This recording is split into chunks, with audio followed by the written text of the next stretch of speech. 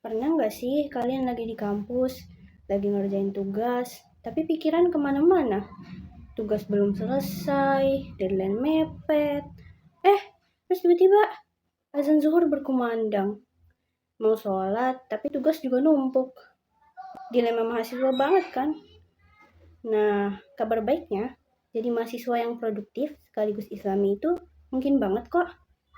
Bukan berarti harus jadi robot yang sibuk terus, tapi gimana cara kita mengatur waktu supaya bisa seimbang antara tugas dan juga ibadah. Hai, aku Sofia, dan di sini aku akan memberikan tips-tips untuk menjadi mahasiswa yang produktif sekaligus islami. Pertama-tama, kita perlu luruskan mindset kita. Kuliah itu bukan sekedar mengejar nilai A, IPK 4, atau lulus cepat. Semua itu bagus, tapi yang bikin beda adalah apa niatnya, apa tujuannya.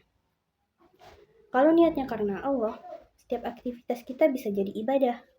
Bikin laporan tugas bisa jadi ibadah, presentasi ibadah, bahkan begadang untuk menyiapin presentasi juga bisa jadi berpahala. Nah, kalau diniatkan untuk menuntut ilmu tentunya. Jadi, coba kita tanyakan pertanyaan ini pada diri kita sendiri. Untuk apa aku kuliah?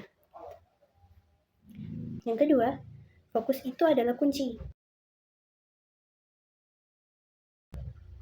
Ada satu hal yang diremehkan kebanyakan mahasiswa, yaitu adalah kemampuan fokus. Padahal, kalau kita bisa jaga fokus, waktu belajar bisa jadi lebih singkat. Bayangin aja, kamu ngerjain tugas 1 jam penuh tanpa gangguan HP, hasilnya bisa langsung kelar. Bandingin sama 3 jam kamu ngerjain tugas tapi sambil buka chat, scroll medsos, cek notif terus. Tugas nggak akan selesai, energi juga bakalan habis. Nah, Islam mengajarkan kita untuk menjaga waktu. Disebutkan dalam hadis bahwa ada 2 nikmat yang sering manusia lalai, yaitu adalah kesehatan dan juga waktu luang. Nah, jadi tips yang simple tapi powerful, yaitu adalah atur mode fokus. Misalnya matiin notif 30 menit aja, terus kerjain satu hal yang bermanfaat, maka hasilnya bakal kerasa banget. Yang ketiga, belajar cerdas, bukan keras. Mungkin beberapa dari kita pernah berpikir bahwa semakin lama belajar, maka semakin pintar. Ya, padahal belum tentu begitu. Coba pelajari berbagai teknik belajar.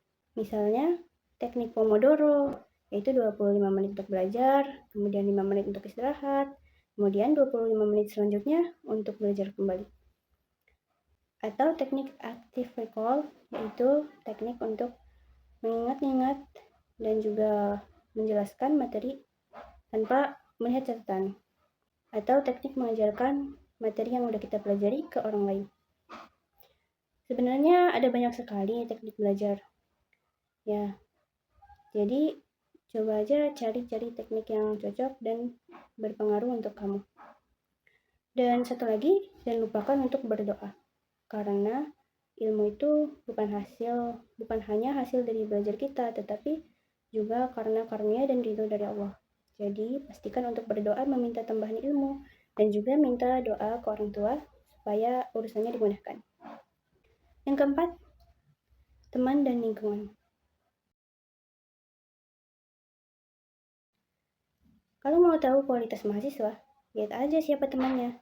Teman yang malas kuliah gampang banget bikin kita ketularan malas. Tapi kalau nongkrong sama yang rajin, gercep kalau ada tugas, nggak nunda-nunda, otomatis kita jadi ikut termotivasi. Makanya pilih circle yang sehat. Biar bisa kelompok belajar, organisasi positif, teman nongkrong yang saling ingetin kebaikan, dan lain-lain. Ada pepatah Arab, as-sahibu sahib. Sahabat atau lingkungan pergaulan itu bisa menarik atau mempengaruhi. Yang kelima, istirahat dan juga self-care. Produktif bukan berarti 24 jam kita harus bekerja, belajar, karena tidur itu juga merupakan bagian dari produktif. Bahkan Tidur bisa berpahala bila diniatkan untuk mengisi energi supaya bisa kembali beramal. Asalkan tidurnya itu cukup dan juga nggak berlebihan. Kemudian self care yaitu olahraga, misalnya olahraga ringan, minimal jalan pagi atau stretching. Karena kalau tubuh kita nggak fit, ibadah bakal jadi berat, apalagi belajar. Terus jangan lupa juga untuk sarapan dan juga menjaga pola makan.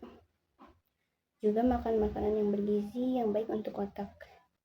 Oke, jadi mahasiswa yang produktif dan Islami itu bukanlah hal yang mustahil. Caranya yaitu cukup meluruskan niat, kemudian fokus, belajar dengan cerdas, bukan keras, kemudian pilih lingkungan yang sehat, cari pertemanan yang sehat, kemudian juga jaga tubuh.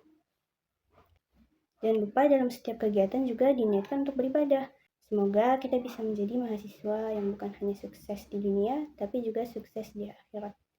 Wassalamualaikum warahmatullahi wabarakatuh.